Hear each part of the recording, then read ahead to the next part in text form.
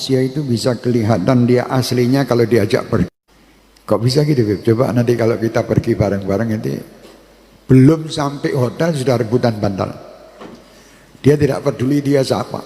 Pokoknya yang penting tadi nek di podo-podo Solonya mungkin sok dikei macam-macam. Tapi sudah mulai pergi, ojo-ojo aku rentuk bantal, direbut sik didelikke. Ini kelihatan aslinya. Aslinya kelihatan gitu. Padahal sebetulnya kan mendahulukan yang lain daripada dirinya sendiri. Nah kalau ada orang dilihat dalam bepergian dia mendahulukan yang lain, berarti kita orang baik. Itu mesti baik, pasti baik. Tapi kalau sudah mulai gitu, bokso delik itu apa? Menyembunyikan. Aduh, takut orang Banjar tidak paham. Menyembunyikan. Itu berarti dia di dalam kehidupannya ya suka menyembunyikan begitu. Jadi memang kadang-katanya tes lah orang itu jadi baik apa tidak, jangan lungo. Jadi kata aslinya. Ya itu tadi diantaranya. Terus juga nasihat ini sangat penting. Ad-dinun nasihat. Din itu agama itu saling menasihati atau agama itu nasihat. Jadi kalau ada orang dinasihati itu jangan merasa dirinya itu merasa bahwa dia itu seakan-akan rendah atau mungkin dianggap salah. Belum tentu. Orang dinasihati itu terima walaupun kamu sudah tahu. Orang yang baik itu dia rumongso kalau dinasihati walaupun di bulan baleni nasihat itu dia seakan-akan baru pertama mendengar. Masya Allah, padahal sudah 10 kali orang ini cerita itu atau nasihati tentang itu. Masya Allah. Sebab apa? Menurut wali-wali Allah, kalau gurumu menasihati dirimu, nasihat pertama, kedua, ketiga mungkin semuanya sama, tapi sebetulnya setiap nasihat itu ada rahasianya. Setiap nasihat ada rahasianya. Sampai dikatakan orang membaca Al-Fatihah, pembacaan pertama dia mendapatkan ilmu ini misalnya. Bacaan Al-Fatihah kedua dia mendapatkan tambahan ilmu. Padahal yang dibaca juga Al-Fatihah. Terus itu. Karena apa? Dia membaca yang kedua sudah terbuka lagi dari Allah Subhanahu wa taala ilmu berikutnya. Jadi begitu pula kalau kita mendapatkan nasihat dari ulama atau siapapun, alah paling minggu ceritane kuwi. Lah ngono kan biasanya. Bahasa Jawa lagi. Allah nantikan ceritanya orang itu seperti itu lagi. Nanti lihat, nanti kan pasti dia bawakan ini, nanti dia bawakan ini. Mesti begitu kita ini. Karena kita ini pendengar yang tidak baik. Kalau pendengar yang baik, walaupun dibawakan itu biasa. Dan dia merasa bahwa ini ada pesan di dalam nasihat tadi, walaupun sama. Memang nasihat itu, penasehat perlu juga mempunyai ilmu. Pertama yang dipersyaratkan untuk penasehat adalah ikhlas. Orang kalau ikhlas menasehati siapapun insya Allah dituruti. Tapi kalau orang tidak ikhlas jadi mainan. Penasehat-penasehat dimainkan. Contohnya sekarang ini banyak penasehat-penasehat yang tidak dihormati sama orang yang mendengar. Ini yang kurang ajar yang mendengar atau yang kurang ikhlas yang menasehati, kita tidak tahu nih. Kita sampaikan lagi juga nasihat Kiai Misbah. Kemarin kita bawa Kiai Misbah masalah wirang ilang turut dalan kaya kewan, wong kang ora melu edan ndak keduman, sudah diterjemahkan dengan bahasa Indonesia kemarin. Jadi jangan disalahkan lagi orang Banjar, orang Jakarta, orang-orang luar sana yang tidak paham. Lah kalau ini masalah nasihat, Mbah Misbah itu menyampaikan tondone kiamat, tanda-tanda hari kiamat nanti akan terjadi. Kaprah gabus padha ngambang ing banyune, watu item iku kelem sak mestine, nanging bakal ana gabus padha kelem Watu item dikon kalam ora gelem salatullah malaat kawakib alamat khairi marraqiban ajaib. Kaprah gabus padha ngambang ing banyune. Ini kata Kiai Misbah loh. Jangan nanti dikira saya yang bicara. Pokoknya di sini saya tidak pernah bicara sendiri. Saya hanya menyampaikan omongan-omongan yang telah disampaikan ke kita. Mbah Misbah, Mbah Corona, tak sampaikan. Mbah Misbah mengatakan kaprah gabus, gabus itu ngambang itu wajar, gitu loh.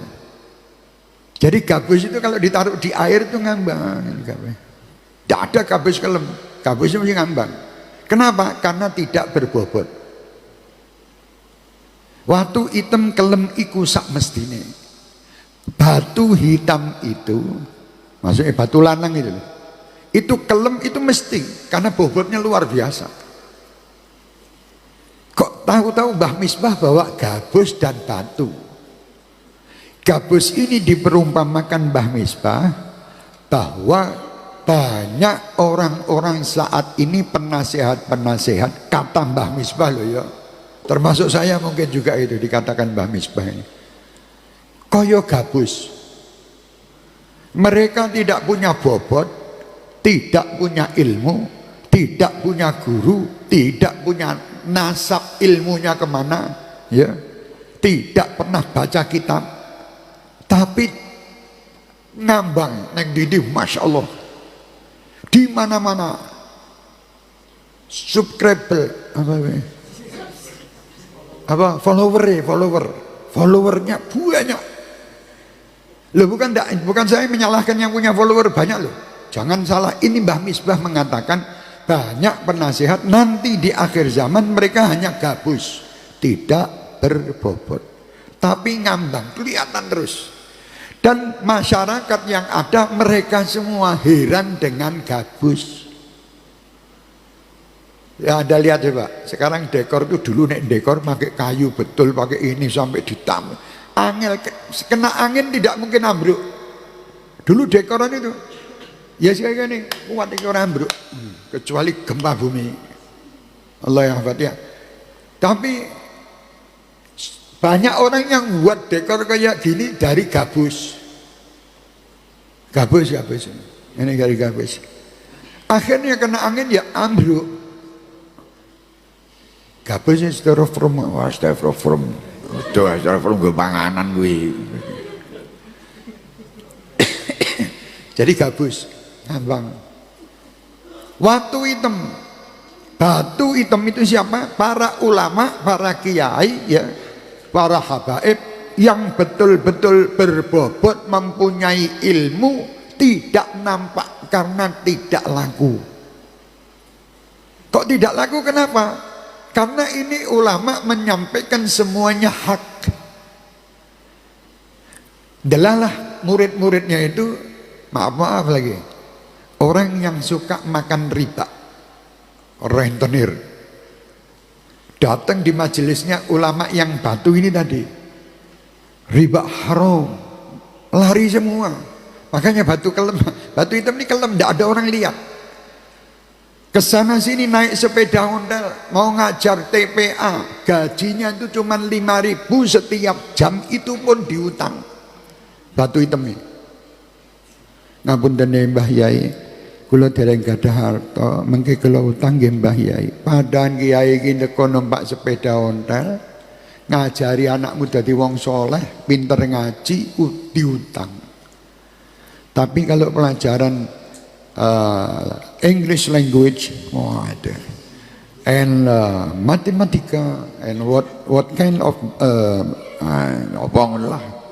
sebelum belajar wis tanda tangan kontrak mak bayar di depan, dan harganya 3 juta 4 juta 1 bulan dibayar sih. Makanya anak-anaknya jadi X tambah X sama dengan double X. Ya. Jadi anak lagi kayak X yang mumet karepe dhewe. Ndak tahu agama. Justru guru-guru agama ini batu hitam ini kelem, ndak ketok, gabus. Masya Allah. Memanggil Habib Syekh 1 tahun. Soalnya gabus.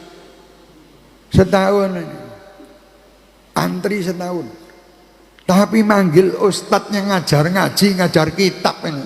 Enek nganggur, orang enek sing ngundang. Tidak ada yang ngundang. Habib Syekh setahun penuh. Kamu manggil sana, tidak bisa Habib. Ini senengnya Habib Syekh kok. Dia seneng Habib Syekh gara-gara kowe ora gelem ngrungokke nasihat. Gelem ugur selawatan tok. Padahal di selawatan itu ya nek nasihat nek yang ngasih nasihat nanti orangnya misalnya batu hitam, selawatannya ya sepi. Engko mesti golek gabus. Sing bangsa cerita rusuh-rusuh ngono, seneng. Gabus-gabus. Bahasa-bahasa rusuh-rusuh disebutkan nanti kemaluan wong wedok, kemaluane wong lanang. Wah, kakak seneng. Lah kowe iki arep nonton lawak apa arep ngaji? Lha nek arep ngaji ya ngaji ngono lho. Ya batu ini katanya Mbah Misbah loh. Rungokno saya neng omah. Wahai yang di rumah-rumah ini kata Mbah Misbah bukan Habib Syekh. Menerjemahkan kata Mbah Misbah. Tapi kata Mbah Misbah nanti di akhir zaman juga wis cedak kiamat iki. Nanging bakal ono gabus padha kelem watu hitam dikon kelem ora gelem. Wes kapan zamannya wallahu alam. Gabus itu nanti mulai kelem. Ora payu. Waktu-waktu itu mulai dicari. Sekarang ini yang dicari gabus kenapa? Bagaimana caranya untuk mengiyakan yang dia tahu. Kenapa? Karena gabus orang ilmu. Jadi enggak apa-apa. Gimana kalau enggak pakai jilbab? Enggak apa-apa. Oh, jilbab itu enggak wajib. Kata siapa jilbab itu wajib? Wah, gabus. Saya tidak ngenyek loh. Ini kata Mbah Misbah. Nek saya tidak ngomong gitu. Ada yang tidak cocok ya terserah. Berarti tidak berjilbab. Nek yang jilbab tidak ngomel. Yang tidak berjilbab mesti ngomel. Alah mesti bawa bab jilbab lagi. Apa urusan kamu sama saya jilbab? Saya tidak ngomong sama kamu. Ini aku nerjemahkan Mbah Misbah. Bus gabus. Saya nerjemahkan Mbah Misbah ini. Lah kok kamu kok. Lah kalau kamu mau minta yang ringan-ringan sisan ya sudah ndak usah pakai masuk Islam sisan wis rampung ringan bebas. Ora kelamben bebas, udoyo bebas kan bebas. Mau makan riba bebas, mendem bebas, coba mlebu Islam. Dicari ringan seringan-ringannya. Menurut pendapat ini bahwa minuman khamr kalau tidak memabukkan boleh. Wis mendem kabeh. Wis minum ciu lho, saya ndak mabuk, Beb. Masa tidak mabuk? Buktinya mana saya mabuk? Wong itu cagaknya di sana, badan cagaknya sebelah kono.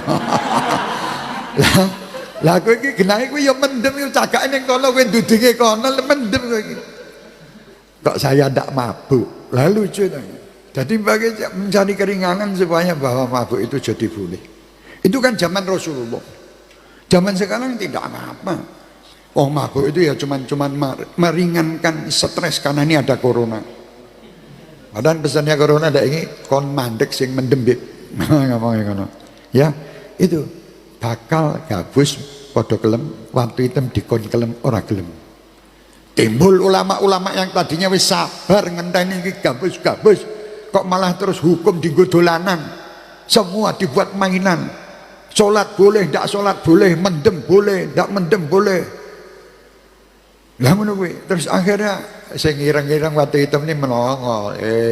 Aja macem-macem. Agama aja mbok gawe dolanan. Agama kok tergantung amplop. Amplopmu piro aku tak ngomong ngene. Amplopmu sakmene aku ngomong ngene. Wis bahasa Jawa lagi piye aku iki. Ya sing tanya sama orang yang tahu lah wis ngono wae. Jadi agama ini jangan dibuat mainan. Agama ini sudah aturan kemarin dikatakan al-haq bayyin. Hak itu jelas, halal itu jelas, haram itu jelas. Ojo mbok dolanan. Kalau memang masih ragu-ragu, tanya sama yang sudah tahu. Oh ini ada yang membolehkan, ada yang tidak. Ya sudah milih sapa sing ngono lho. Seperti tarawih, ada yang punya pendapat 8 rakaat sama 20 rakaat. Ya milih yang mana? Loh saya milih tidak sholat, tidak apa-apa, tidak sholat yang mlebu surga. Oh, loh. Jadi tidak perlu, tidak ada apa-apa. Ndak sholat masuknya, ndak sholat raweh loh, itu orang sholat subuh. Wah kata Habib saya hebat itu, gabus juga itu. Tidak sholat katanya masuk surga. Sholat raweh drun, gue mikir gue pinter men. Ya batu itu tidak akan kelem masuk timbul semuanya. Kapan itu Beb? Ya nanti insya Allah akan timbul. Sekarang masih zamannya apa? Zaman itu tadi gabus. Termasuk jenengan Beb mungkin. Saya termasuk gabus. Mungkin gabus yang wis bosok sisa. Wis kemampul karo miring-miring Habib saya. Hati-hati. Ini Mbah Misbah. Saya kalau baca itu, kowe hati-hati loh. Terus Mbah Misbah lagi mengatakan, dok cecak podo netes dadi macan, anak macan dadi ula do kluyuran, salatullahi malaat ala amad khairi man rakiban. Subhanallah. Ini terjadi di mana-mana, bukan di Indonesia tak. Dok cecak podo netes dadi macan. Orang mlebu akal. Mosok cecak doke netes dadi macan. Maksudnya apa di situ? Cecak itu binatang yang kecil, orang nek regone. Kalau ada tekek yang dijual 17 miliar, kuwi sing waras tekar walaupun 5 ton. Ini tekek apa? Ini mau dibuat model kayak Jumani biyen. Biar orang beli tekek kabeh, enggak bisa jadi tekek kabeh. Makanya jadi orang yang cerdas. Jadi sing cerdas. Dok cecak mosok netes dadi macan iki terus piye? Maksudnya di sini banyak orang-orang yang hasil dari telur cecak.